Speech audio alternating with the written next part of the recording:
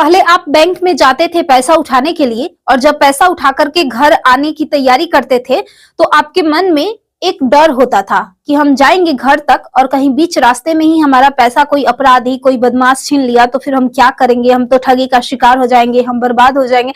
ऐसी तमाम चीजें आप पहले सोचते थे। लेकिन ये जो क्राइम है इस तरह का, ये धीरे धीरे कम हो गया है, क्योंकि जहां तहां कैमरा लगा हुआ है और कैमरा के माध्यम से जो अपराधी है वो पकड़ा जा रहा है, पकड़े जाने के बाद उसको सजा मिल रही है। ये जो अपराध है, इस तरह का जो क्राइम है वो कम हो गया है। लेकिन आपको आज हम एक ऐसे क्राइम के बारे में बताएंगे जिसे जानना आपके लिए बहुत जरूरी है। Cyber fraud, digital arrest. इसके माध्यम से ना आप घर बैठे हैं और कोई आपको वीडियो कॉल करता है, और वीडियो कॉल पर अगर आप जानकारी देते हैं उसको, तो आपके अकाउंट से वो तुरंत ही सारा पैसा निकाल लेगा। और होगा उसके बाद अगर आपके अकाउंट में पैसा नहीं है तो आपको ये लग रहा है कि फिर हमें किस बात का डर है, तो भी आपको डरने की जरूरत है, क्योंकि आपके अकाउंट में अगर पैसा नहीं है तो आपके नाम पर वो लोन ले लेगा और भरना आपको पड़ सकता है। तो इस तरह का बढ़ गया है साइबर फ्रॉड क्राइम। और डिजिटल अरेस्ट, डिजिटल अरेस्ट के माध्यम से तो खूब लोग ठगी का शिकार हो रहे हैं। डिजिटल अरेस्ट के माध्यम से करता यह है कि आधे घंटा तक आपको उलझा के रखेगा, आपके बारे में वो कुछ ऐसी जानकारियां इकट्ठा करके बता देगा जिससे आपको लगेगा कि नहीं, ये सच बोल रहा है, और अपना परिचय बताएगा कि हम साइबर क्राइम का ऑफिसर बोल रहे हैं। जब वो आपके बारे में कुछ सच जानकारियां देगा, पता बताएगा, तो आपको लगेगा कि ये सच में साइबर क्राइम का ऑफिसर ही है। उसके बाद होगा ये कि आपसे कुछ महत्वपूर्ण डॉक्यूमेंट की जानकारी ले लेगा, और जब आप ना चाहते हुए भी दे देंगे तो होगा ये कि आपके अकाउंट का पूरा पैसा खाली कर देगा। और अगर आपके अकाउंट में नहीं है तो भी वो आपके नाम पर लोन ले सकता है, और उसके बाद भरना आपको पड़ सकता है। तो ये है साइबर फ्रॉड, साइबर क्राइम, और ये है डिजिटल अरेस्ट का ये तरीका लोगों से ठगी करने का। तो आप जब तक सतर्क नहीं रहेंगे तब तक सुरक्षित नहीं है।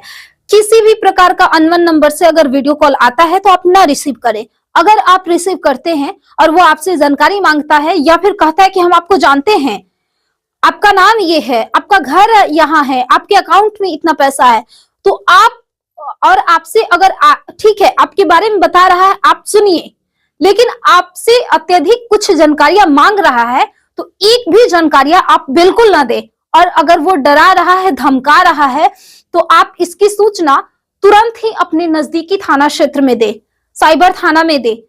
क्योंकि अगर आप ऐसा नहीं करते हैं और फिर ठगी का शिकार हो जाते हैं तो फिर नुकसान आपका ही होने वाला है। इसलिए सतर्क आपको रहना पड़ेगा, तब आप सुरक्षित रह पाएंगे। अभी ये जो ताजा मामला है वो सारण जिला का है। सारण जिला में मशरख का है, जहां पर पिछला साल 3 नवंबर 2024 को विकास कुमार नाम का एक व्यवसायी है, जिसके अकाउंट से इसी तरह का करके डिजिटल अरेस्ट के माध्यम से 45,86,000 रुपए की निकासी कर ली गई है। इस पूरे मामले का भंडाफोड़ हुआ और तब जाके साइबर थाना ने इस मामले में प्रेस कॉन्फ्रेंस कर जानकारी दिया कि जो चौथा अभियुक्त है वो बंगाल से गिरफ्तार हुआ है।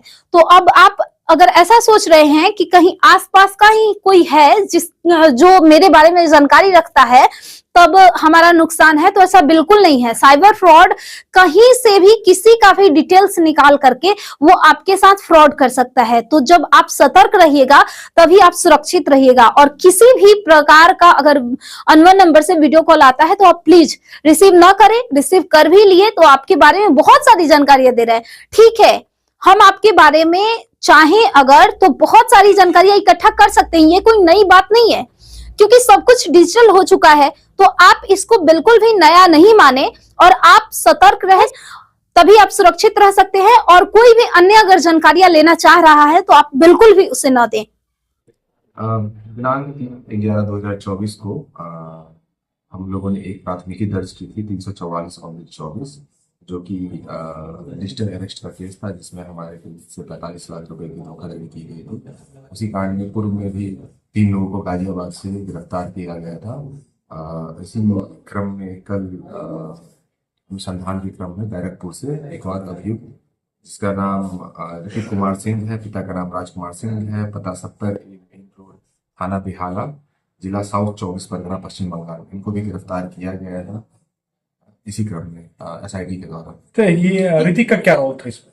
इनके खाते में हमारे पीड़ित के 15 लाख रुपए गए थे, तो इसके बाद निकास कर लिया गया। इसमें और भी लोग इस संदिग्धता की बात आ रही है जिसके बारे में जांच।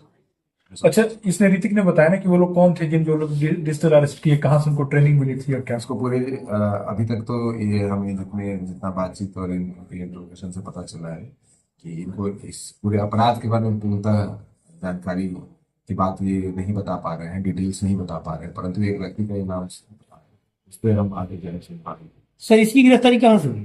बैरकपुर। वेस्ट बंगाल से। इस छापेमारी में हमारे इंस्पेक्टर अश्विनी कुमार तिवारी और इस कांड के अनुसंधान करता नीरज कुमार यादव और कांस्टेबल आयुष कुमार। धोखाधड़ी का पैसा ही बरामद हुआ है। नहीं, दो पैसे बरामद नहीं। पैसे बरामद नहीं। अच्छा, ये किस तरह से डिजिटल अरेस्ट किए थे? उस समय की क्या वारदात था, क्या इन्होंने कहा था?